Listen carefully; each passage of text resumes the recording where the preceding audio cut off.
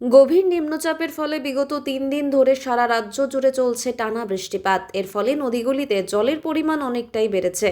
পূর্বস্থলী ১ নম্বর ব্লকের নসরতপুর পঞ্চায়েতের অন্তর্গত নসরতপুর ফেরিঘাট নিম্নচাপের ফলে খারাপ আবহাওয়ার কারণে ভাগীরথীর জল বেশ উত্তাল। নসরতপুরের ভাগীরথীর অপর পারের গ্রামগুলি যেমন ঘোলাপাড়া, ফকিরডাঙ্গা ইত্যাদি গ্রামের মানুষজনের পারাপারের একটাই পথ নসরতপুর ফেরিঘাট।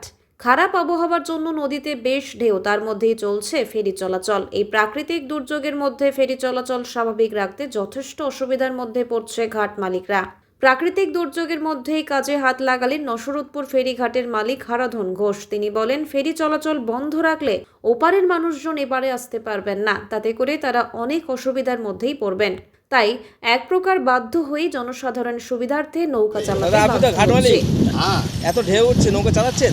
নৌকা চালাতে বাধ্য হচ্ছি। ড্রাইভার কোথায় যাবে? ফকিরডাঙ্গা খোলাপাড়ার লোক, ফকিরডাঙ্গা খোলাপাড়া লোক সমুদ্র বাজার ছাড়া তাদের কোনো রাস্তা নেই, তারা তো পার করতেই হবে। কেমন সমস্যা বোধ করছেন? সমস্যা কিছু নয়, একটু ঢেউ হচ্ছে আর কি।